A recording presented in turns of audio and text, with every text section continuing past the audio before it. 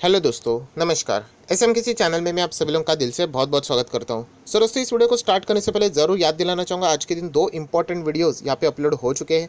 एक है राकेश झुनझुनवाला जी ने यहां पे टाटा मोटर्स के कुछ शेयर्स बेच दिए हैं, उससे रिलेटेड वीडियो है। एंड बजाज फाइनेंस के Q1 के नंबर्स, उससे रिलेटेड वीडियो है। सो दोनों वीडियो के लिंक नीचे डिस्क्रिप्शन बॉक्स में दे दिए, जरूर आप चाहो तो उनको स्टडी कर सकते हो। फर्स्ट टाइम विजिट किया जरूर चैनल को सब्सक्राइब कर लेना। And free stock market classes, इस चैनल को भी सब्सक्राइब कर सकते हो, लिंक ऊपर आई बटन पे या नीचे डिस्क्रिप्शन बॉक्स में मिल जाएगी। सो चलिए दोस्तों, फिलहाल इस वीडियो को स्टार्ट कर लेते हैं। सो दोस्तों, अभी हम लोग आ चुके हैं हमारे नॉर्मल स्क्रीन के ऊपर। कल के दिन की बात करें तो आप सभी लोगों को पता है अमेरिकन बाजार ज़बरदस्त प्रेशर में था, 700-800 पॉइंट की गिरावट। एंड अगर गिरावट की बात करें तो वैसे ही थी, आप लोग यहाँ पे देख सकते हो, लगातार गिरावट ही हम लोग को देखने को मिली थी। एंड आज के दिन भी ऑब्वियसली अमेरिकन बाजार के ऊपर ज़रूर फोकस यहाँ पे रहने वाला है। सो दोस्तों, जैसे मैं हमेशा कहता हूँ कि बाजार कभी भी भागता है तो गिरने के लिए उसको कोई एक्सक्यूज़ चाहिए होता है, रीज़न चाहिए होता है। तो वैसे ही बाजार संभलने के लिए भी कोई ना कोई रीजंस तो यहाँ पे चाहिए होते हैं। सो वैसी कुछ चीज़ें अभी हम लोग को यहाँ पे देखने को मिल रही है, जो कि आप चाहो तो बोल सकते हैं थोड़ा बहुत पॉजिटिव खबर ज़रूर है। ऐसे गिरने वाले माहौल में हम लोग कह सकते हैं कि जो गिरावट तेज़ी से हो सकती थी वो थोड़ा सा उसके ऊपर लगाम भी लग सकता है। एंड उसी का चित्र हम लोगों को आज के दिन भी थोड़ा बहुत यहाँ पे देखने को मिला है। मतलब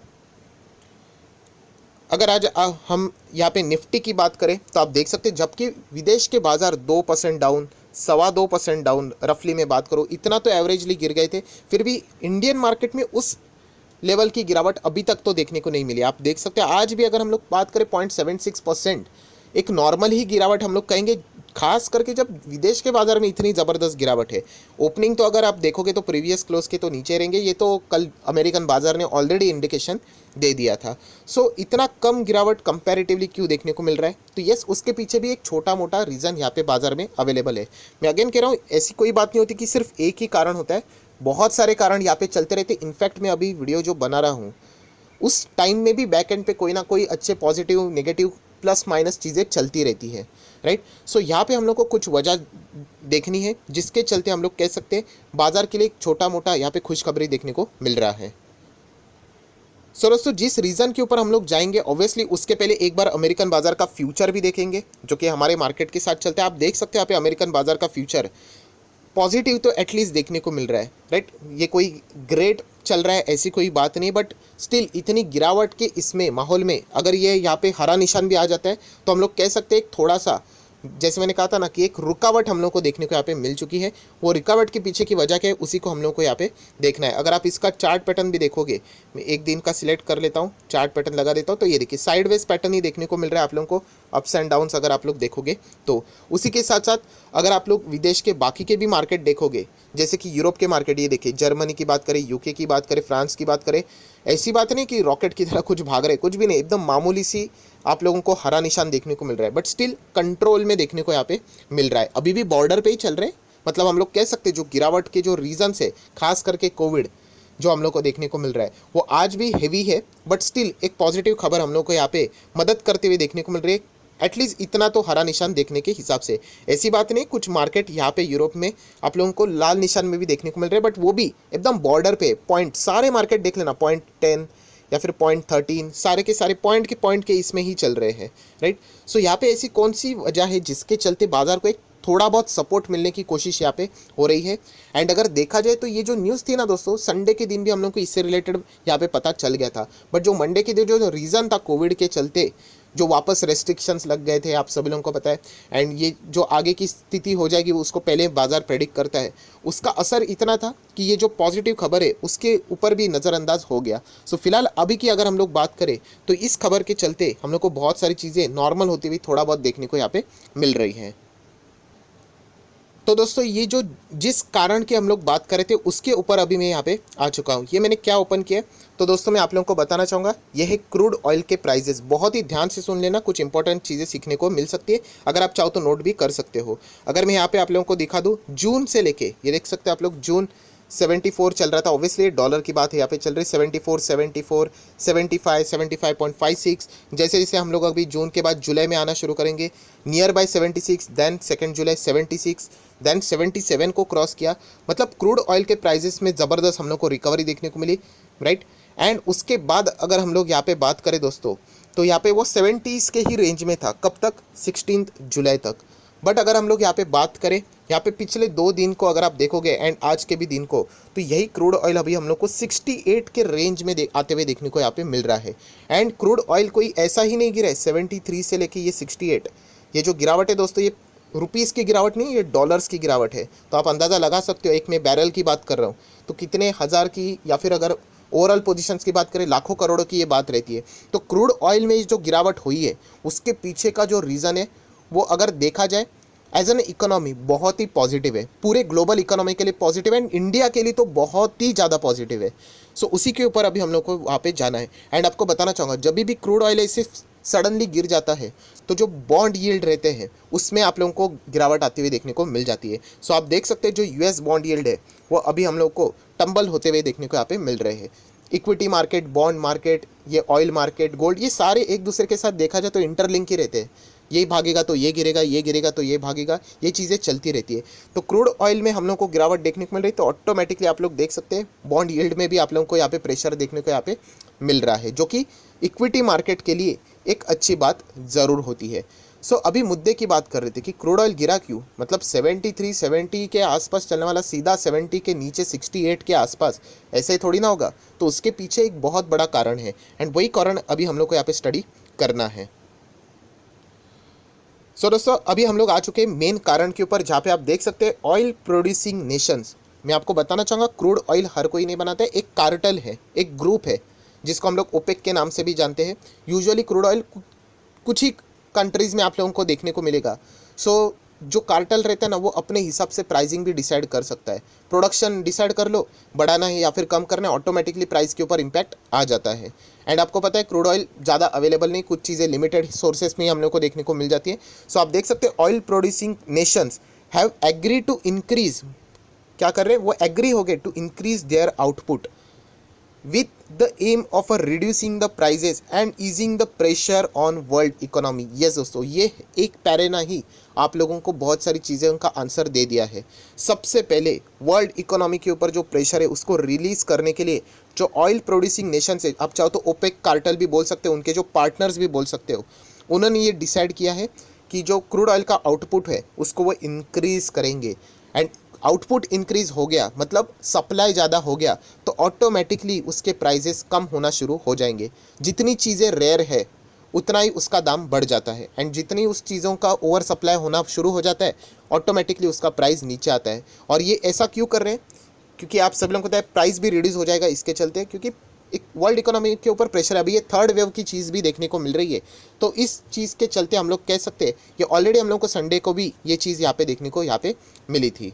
सो इसीलिए आप लोग यहाँ पे देख सकते हैं अभी भी बहुत कुछ इंपॉर्टेंट चीज़ें हम लोग को पढ़नी है।